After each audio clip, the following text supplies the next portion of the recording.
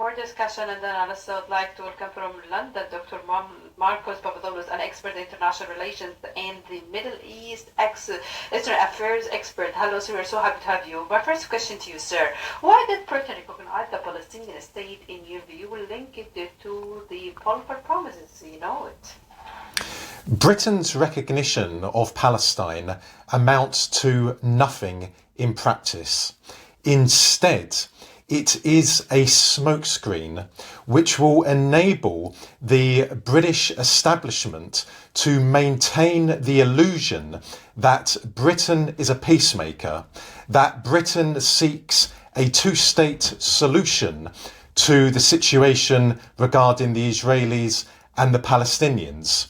We must remember that Britain and Israel are more than strategic partners.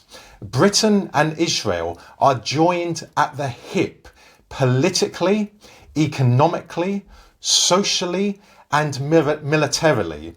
Britain and Israel work with each other in all four corners of the world, and they have done so ever since Israel was established in 1948. So again, people do not understand the mindset of the British establishment. The British establishment is the most devious, the most cunning, and the most deceitful of all establishments in the world. And I would add this as well. Starmer, who is the principal puppet of the British establishment, is not to be believed with anything which he says. So recently, when President Trump was in Britain, Starmer said in front of Trump that he is a Christian. The reality is that Starmer is an atheist. Starmer is a pathological liar. Also, Starmer is an ardent supporter of Israel. During Israel's war against the Palestinians in Gaza, Starmer has been unequivocal in his support for the Israelis, including its military campaign in Gaza, which has resulted in the deaths of tens of thousands of Palestinian civilians, including women and children. So, in concluding, no one should be fooled by Britain's recognition of Palestine.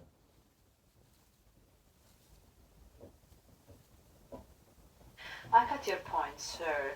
Dr. Marcos, as we spoke about the British intention and as you described this, what about the public opinion in Britain? How do you view the Palestinian cause? I personally am a firm supporter of the Palestinian people. I have long believed in an independent Palestine. As regards British public opinion, well, one must be mindful that the British state has gone to war against the British people, and it is in many ways a cultural war. The British state is eroding the cultural and spiritual values of the British people. So most British people, the overwhelming majority of British people, are now focused on surviving. What happens outside of Britain, generally speaking, is not of interest to the British people. But what is important is this. Ever since Israel began its war in Gaza at the end of 2023, the British establishment has allowed pro-Palestine protests to occur in major British cities on a regular basis. Now, why is that? After all, the British establishment, as I said, is joined at the hip with the Israeli establishment.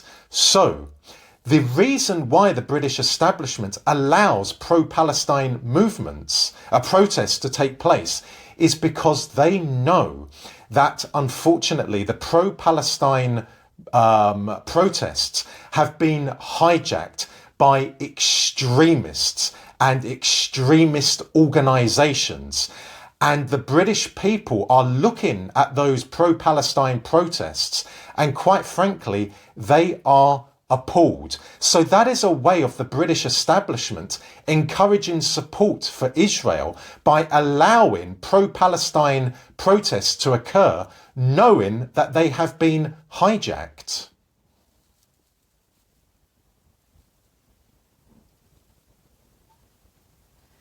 So, have you received these images regarding the Palestinian cause, the killing, the starvation, the injuries?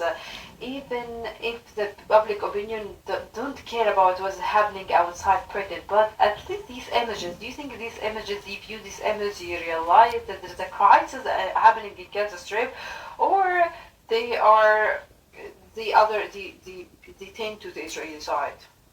And of course here, I'm not speaking about you personally, I'm asking about the British people in general. Of course.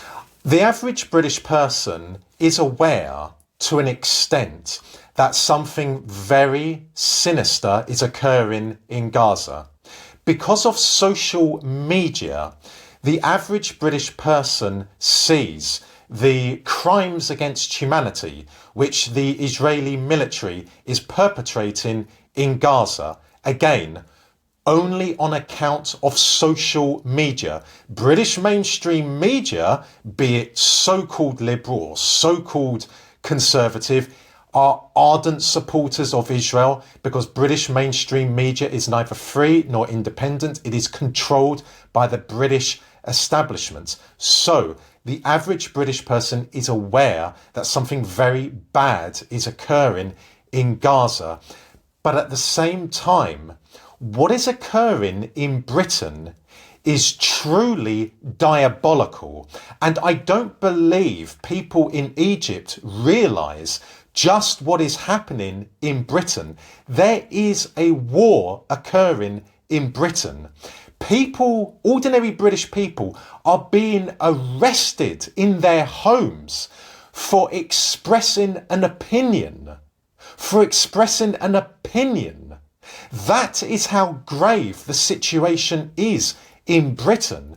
So whilst on the one hand, the average British person does not like what they are seeing in Gaza, on the other hand, the same British people are fighting for their survival at home in the United Kingdom. I got your point. Maybe it is related to what beyond this. If the people in other countries are searching for their livelihoods or depending on for causes which are the most important causes in their mind, so the British people see that searching for freedom is a main problem. But here I would like to ask you, UK is a US ally. UK taking such a decision, even if it is only on the representation, or as you mentioned, why Trump is not happy with that decision. Have you seen Trump's statement that criticizes this recognition? Of course, he also, UK, he said that this only symbolic thing or just for show. What we can understand from Trump's statement that he's not happy or just a big part of this play that is happening between the US and Britain? That is a very, very important question, and unfortunately we don't have the time to explore it in depth. But Trump has made it very clear that he believes it is wrong to recognise Palestine. And that's it.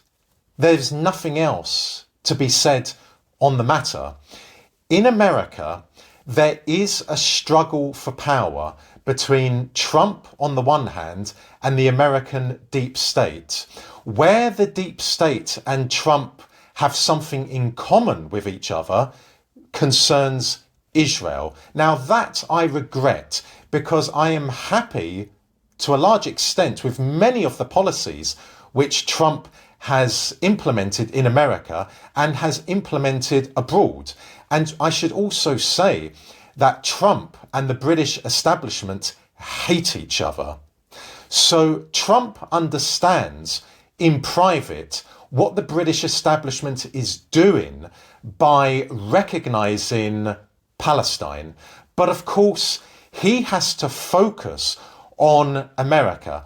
He has to focus on implementing what he said he would implement during last year's presidential campaign.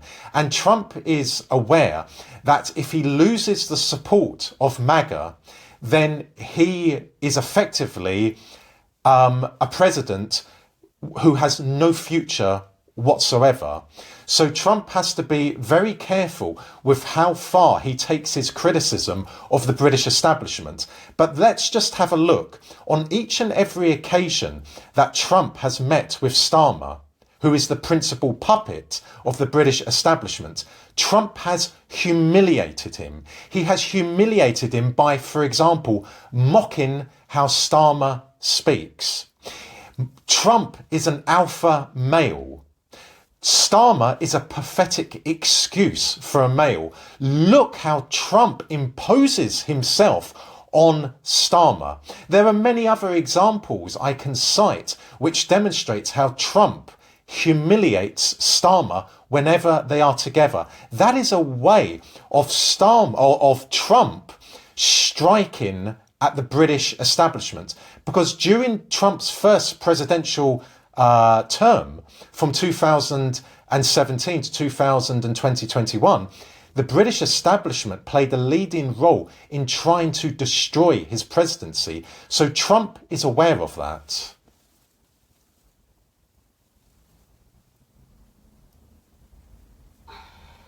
As we are speaking about the relation and the idea of this US see UK as an enemy, and I have 2 points I would like to ask about them. First, why we have seen these demonstrations condemning the Trump visit to UK, and do you think this will have any relation with the political circle, the political circle or the political side for the general issues as how Trump is handling many other global issues?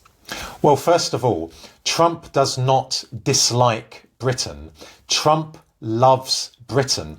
After all, part of his ancestry stems from Britain, Scotland in particular. However, Trump hates the British establishment. He hates the British state. Britain and the British state are 2 different entities. Moving on. In regard to the protests which occurred in Britain during Trump's visit, these were minuscule protests. Very few people attended them. The vast majority of Britons support Trump. Why? Because Trump is opposed to illegal immigration. He is opposed to mass immigration. He supports Western civilization. He supports the cultural and spiritual values of Western nations, all of which the British establishment and the American deep state have been for many years now attempting to destroy, for example, by flooding the Western world with immigrants. So the vast majority of British people like Trump. I'm not saying they agree with all of his policies regarding international affairs, but when it comes to domestic affairs, yes, the British people support Trump. As I said, I can only reiterate, the British people are facing the deadliest threat that they have ever experienced in their history. The British state is attempting to replace them, and I literally mean replace them. I urge people in Egypt to take to social media and see what is happening in Britain. For example, how ordinary British people, including elderly people, are being warned, are being threatened, are being arrested for expressing opinions. They haven't committed a crime. They're not suspected of committing a crime. They are merely expressing opinions. They are merely expressing the opinion that immigration should be stopped, and yet they are being persecuted by the British state. Dr. Marcos, that you have given to us an image that we didn't see before, even through the social media platform. This image you're talking about, the British people is not known here in Egypt, because we also see Britain as a country, a free country, allow freedom of speech and so on. So we have viewed as a new angle. Thanks so much, my dear guest from London, Dr. Marcos Papadopoulos, the expert in international affairs and the expert in the Middle East affairs. Thanks so much for being with us.